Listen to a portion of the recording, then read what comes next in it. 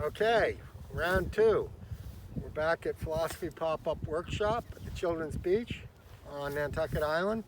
It's about to rain, but we're going to try to do this here. And if we have to move, we can move back to the platform.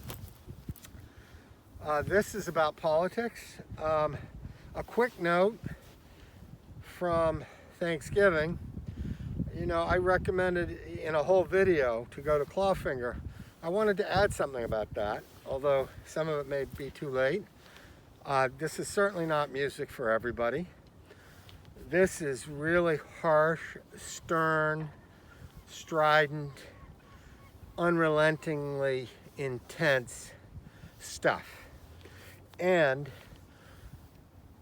as an integral part of that, there is some very strong language and some oathing.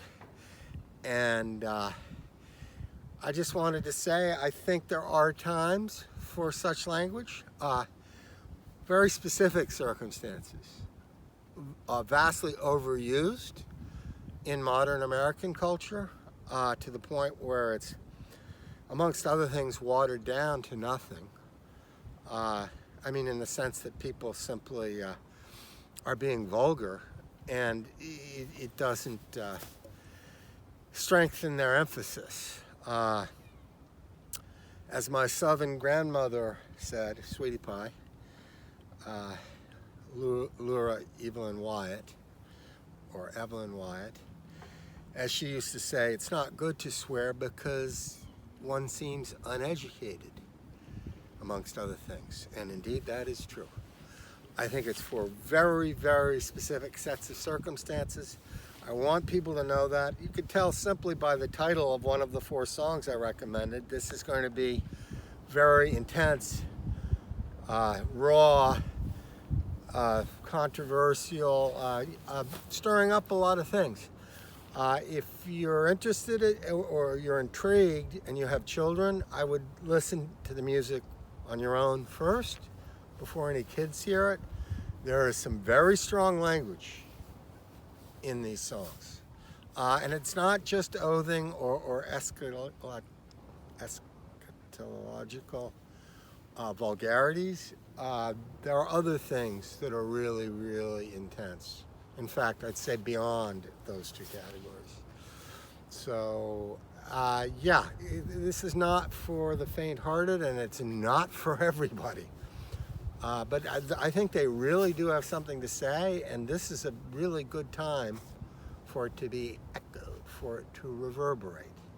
And they do not have, I've never heard anybody mention them to me in the years that I've been back in the U.S. They're very big in Europe. I mean, you check out the Woodstock Festival, they were invited back to Poland because they were the top voted band. Or they were doing an encore because they had played, and then they were the one band that was selected to do an encore performance. Okay, so that's enough of Clawfinger for the time being. Okay, with what has transpired in the last 16 days, I'm not going to spend a lot of time talking about how this situation, it's almost unspeakable to me, and it is certainly as bad as anything I've seen in my lifetime. And my goodness, I can't tell you how grateful I am for our judiciary. And I'm not talking about what has happened necessarily at the Justice Department or the top of the Justice Department, but the federal judges around the country. And believe me, I've been thinking about this since 2016, and actually had a lot to say about that privately back in 16 and 17, about how critical they would be. And indeed, it has all come to fruition and beyond that. So it's, I can barely express how upsetting and how miserable this whole experience has been from November 3rd. I mean, here we are. We're a day away from the latest, December 13th of 2000, with the Supreme Court having to do with Chads and having to do with 537 votes in one state. We're going to hit that date tomorrow, and we don't even know if this will be over on January 20th. There's going to be a shadow thing going on indefinitely, potentially. I'm going to talk more about this later. I hinted at it in the last video. This is very problematic and a national security issue on many different levels. But that it's going to require a much longer discussion and more detail, and I think I'll do that. Probably I'll wait until January to do that. But I want to switch to something which is of the essence. We have this extraordinarily unusual situation this year where we have a runoff, a senatorial runoff. They're very unusual. To have two of them is exceedingly unusual. And then imagine the astronomical odds of having two from the same state, and a state that has been in this controversy, right at the center of this controversy with the presidential, no less. I mean, no novelist could come up with this. It's absolutely incredible. In any case, these votes are critical. As everybody knows, if the Democrats win both, then it becomes 50-50, and then Kamala Harris casts the deciding vote. It's utterly critical. Otherwise, President-elect Biden, when he becomes president, he's going to be obstructed at every turn. I want to say something about the incumbents. I wish people would actually spend some time and do a bit of reading about them. I knew things in general. I mean, I knew that Loeffler was one of the richest people in the country. I mean, her husband's company owns the New York Stock Exchange. I knew she was from a corporate background. I knew lots of details and the outline, but I went and spent some time and did some thorough reading on both of them, and they are corporatists, and they are a symbol of what is going on in this country. And that, again, is for a longer conversation and a deep philosophical conversation, because we cannot have this going forward. It's utterly critical. We need people who are from political science backgrounds and government backgrounds and history backgrounds, not MBAs. Running the executive, or being part of the executive branch, doesn't have very much to do with MBAs and does not have much to do with being a CEO. The American government is very, very different from running a corporation. And it is critical, not only this year in this particular situation, but in general, to get the corporatists out of American government. They do not have the interests of the people, and in fact, in many cases, are at the other extreme. And for people who think this is some sort of modern liberal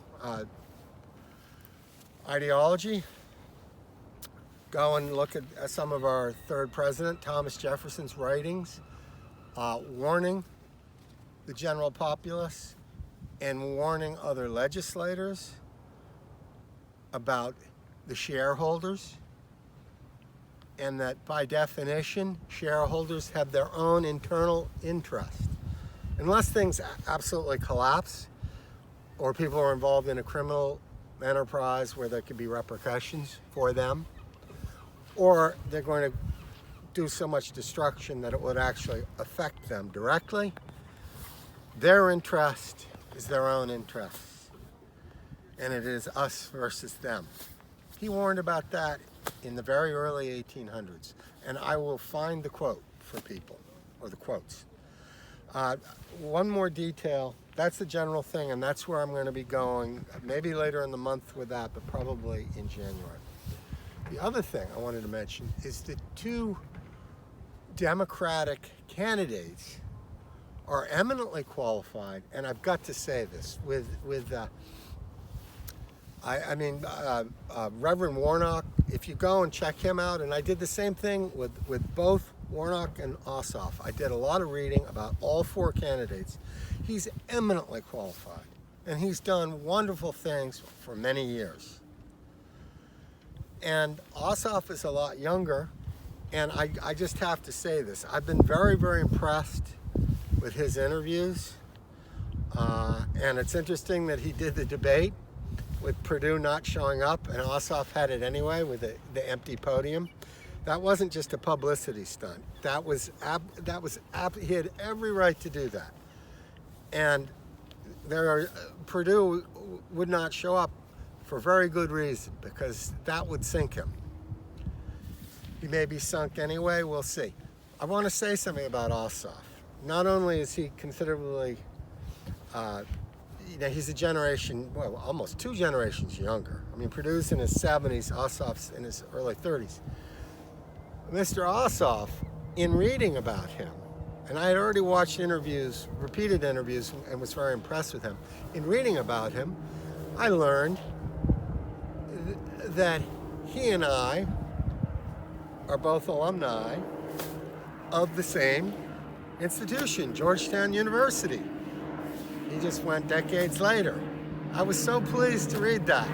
Yeah, he went to the Foreign Service School, no less. Absolutely awesome. You could not ask for a more eminently qualified politician, Georgia.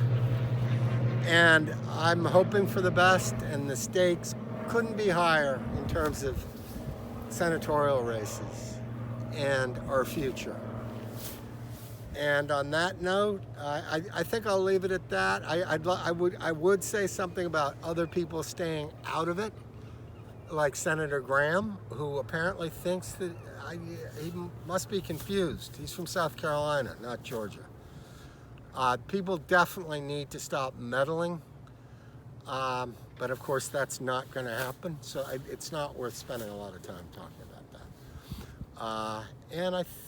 So I think that will do it for now, and I've also been signaled repeatedly. So on that note, let's hope for the best. If you're on Nantucket and you have any interest in being involved in the Georgia election practically, like making phone calls or sending postcards to people, please contact Allison K. Forsgren at Indivisible Nantucket, or through the Unitarian Church, you'll find her email, and she has postcards, and there are other ways you can do it, whatever you feel is most effective, if you wish. So I wanted to get that in as well. And this is all coming up January 5th. It's not very far away.